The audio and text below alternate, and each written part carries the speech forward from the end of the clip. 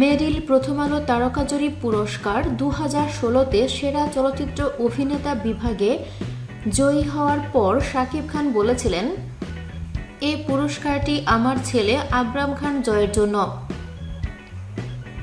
গত শুক্রবার মঞ্চে দাঁড়িয়েই পুরস্কারটি ছেলেকে উৎসর্গ করেন তিনি। এরপর অনুষ্ঠান শেষে ছেলের হাতে পদকটি তুলে দিতে ছুটে যান স্ত্রী অপু বিশ্বাসের নিকেতনের বাসায়। ঘণ্টা 3 সময় কাটান ছেলের সঙ্গে। শাকিব খান শিকারী ছবিতে অভিনয়ের জন্য এবারের মেরিল প্রথম আলো পুরস্কার জিতেছেন।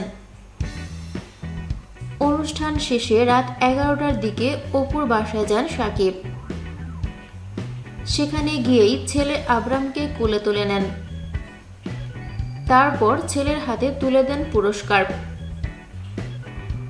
ছেলের হাতে পুরস্কার তুলে দিয়ে কি বলেছিলেন শাকিব, এ প্রশ্নের জবাবে অপু বলেন, ছেলেকে বলেছেন, এই পুরস্কার তোমার জন্য।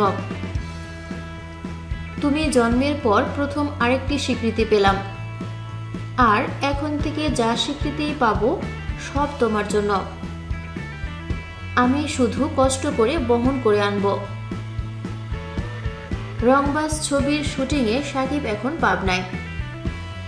সেখান থেকে মুঠোফোনে শাকিবও বললেন একই কথা।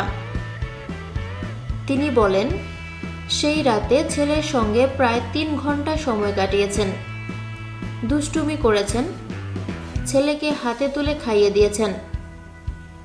বাবা ছেলের একসঙ্গে কাটানো সেই মুহূর্ত নিয়ে অপু বলেন, আমি পাশে দাঁড়িয়ে ওদের দুজনের মাখামাখি দেখছিলাম।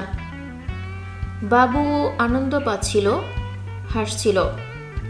এটা দেখে আমারও খুব ভালো লাগছিল। থ্যাঙ্কস ফর ওয়াচিং ভিডিওটি ভালো লাগলে লাইক প্রেস করুন এবং শেয়ার করে সবাইকে দেখার সুযোগ দিন। পরবর্তী আপলোড পেতে চ্যানেলটি সাবস্ক্রাইব করে আমাদের সাথে থাকুন। ধন্যবাদ।